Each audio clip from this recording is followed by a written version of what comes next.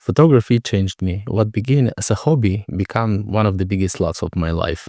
Through photography, I learned about the world. It taught me to see, it taught me to connect, and it taught me to experience things in a different way, to learn to notice things that I haven't noticed before. Simply see and explore life in a more vibrant way.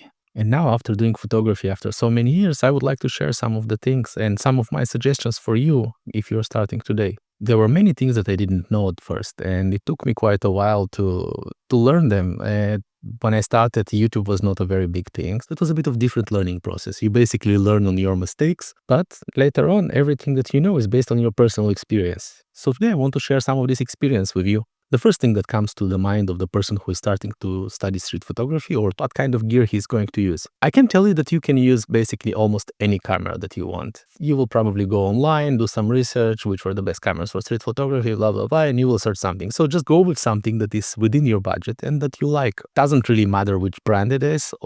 Today, everybody are doing quite well. And if you're on a limited budget, just take an older camera. Cameras from 5, 6, 8 years ago, they're still very good. You will be surprised, but many of these are doing excellent job. In fact, a lot of my photographer friends, the ones who are good and experienced, they're actually using some gear from 10 years ago or 8 years ago. Anyways, any camera will do. Don't sweat too much about it. Don't look at too many reviews. It's just something that you need to take out of your way.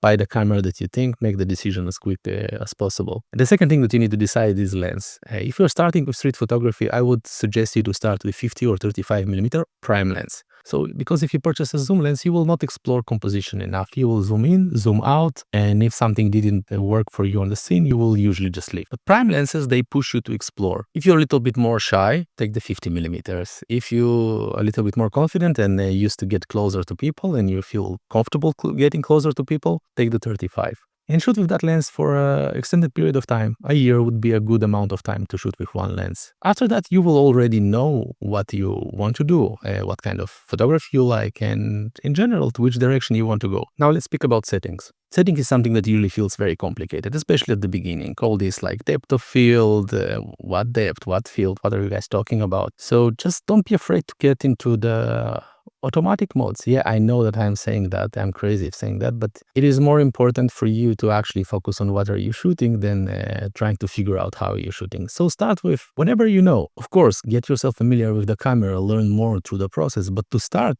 just put it on auto or on P and try to use exposure compensation. Just learn the basic things first. And slowly, when you start seeing that some photos didn't come out the way you wanted, you will ask that question. You will go to Google and you will type, well, why is my photo blurred?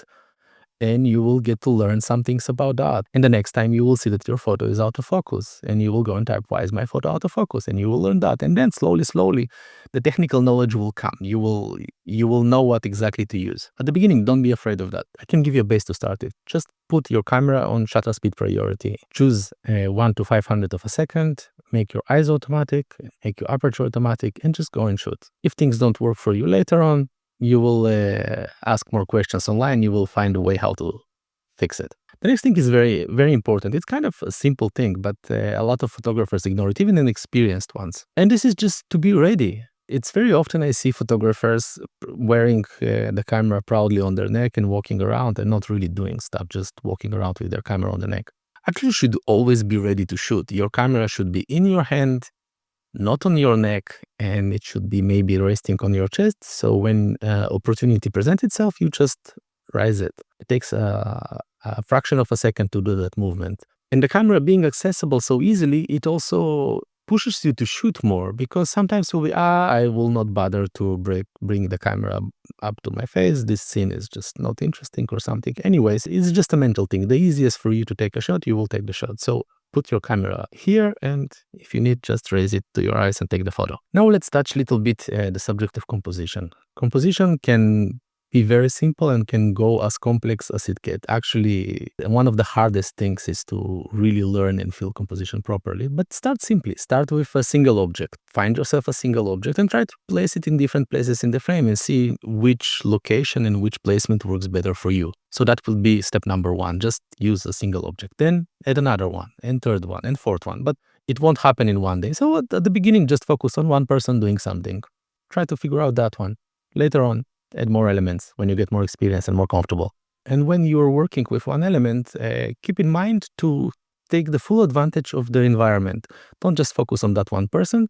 Try to see if you can capture him together with something to kind of give more context and emphasize the story. You really don't control what is happening on the street, but you control a few things. You control where you're standing, you're controlling what is your shooting angle, and you're controlling when you're pressing the shutter button. So work on these three things.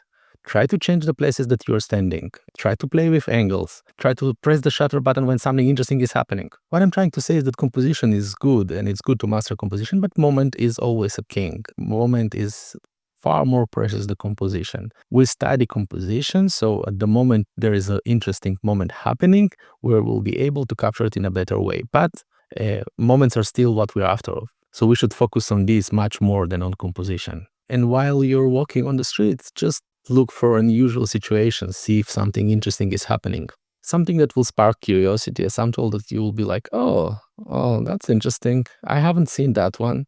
These kind of moments are also interesting for the people sitting back home. So try to find these and try to get closer as much as you can. I know that it can be very difficult at the beginning to get close and photograph from close distance, but with multiple tries and attempts, you can do it. I have a video how to deal with that problem, so just take a look somewhere here. It should be there. But when you're approaching, try to just do it with confidence and a smile. A smile is your key for every situation, every potential conflict situation. Your smile is your key. Develop a confident body language. Develop a body language of a person who is just doing his thing, who does not care what other people are thinking about him. But most importantly, just don't hide. If you hide, you will have this body language of someone that is doing something wrong, and people don't respond good to that. But with being confident, don't forget to be soft, nice, and kind to people, and smile. Smile is your key to everybody's heart, and it is also your key to unwind any potential uncomfortable situation.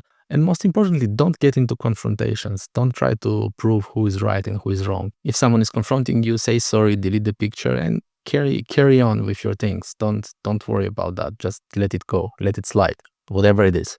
But when I'm saying all that, it's also very important to know the rules in your country. Some countries have more flexible privacy rules. Some countries have more difficult ones and more strict ones. So you really need to know the laws of your country regarding to street photography and photographing people in a public place. Make sure to tick that one out of your list. In general, there are a few photography subjects that it's better to skip. Children, maybe people who have drug problems or homeless people.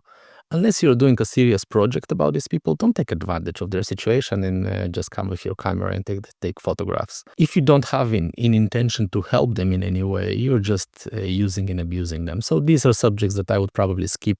Now, when you're in the street, you should understand that you see what your mind is looking for.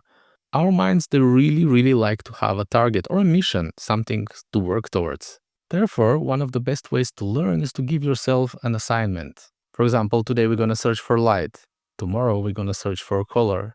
Day after we're going to search for different color combinations. And the next time we're going to go out, we're going to search for human interactions. Every time give yourself a different target, challenge yourself, send yourself on a missions. And I have a small PDF here with these kind of challenges, so you can download it below. Doing that on a regular basis will teach you to observe and anticipate. Take that as a part of your exercise all the time. Observe more. Actually, in photography, it's much better to slow down than just run on the street and try to search for something specific. Just slow down.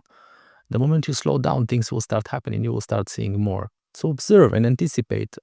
Often, life around us happens in certain patterns. People are returning and doing some things. For example, someone is offloading his truck. He will just keep coming back to the truck and offloading things. When a waiter comes to a table in a restaurant and puts a glass of water on the coffee there, usually there will be some eye contact there. So you just pay attention, notice these things, and then next time just anticipate when the moment is about to happen, and then you can take the photograph. Don't chase gear trends. Gear just keeps changing.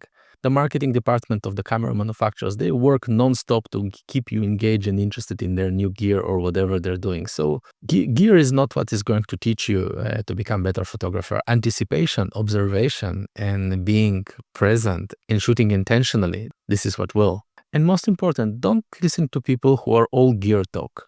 These people can speak about gear, about lenses, about cameras, about shutter speeds, about different techniques about what this camera can do and hyperfocal, and they will like throw terms on you and everything, and you will think, oh, this guy is he like really understands in photography. They can be very convincing online and offline, and they can be excellent salesmen for the gear that they are promoting or whatever, but they're usually not good photographers. If there is someone who is all gear talk, just check his work first, if it's worth even wasting your time listening to him. Remove distractions. This is a very important one.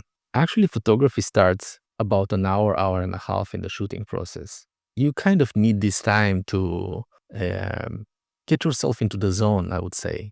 Just walk the street, follow slowly, look at shadows, observe things, kind of get yourself in that mindset of photography. And that's not possible if you stop every 5 minutes to check your phone, if you have new messages, or you're hanging out with a friend or chatting. So go alone, put your phone in your backpack somewhere where you cannot reach it, and just explore, like submerge yourself in the process of photography. Don't let anything distract you from that. Do it for like few hours, 3-4 hours, and you will see, like, I think that the photography session should be around 4 hours. After 4 hours, you're also getting too tired and stop ignoring things and not paying attention to details.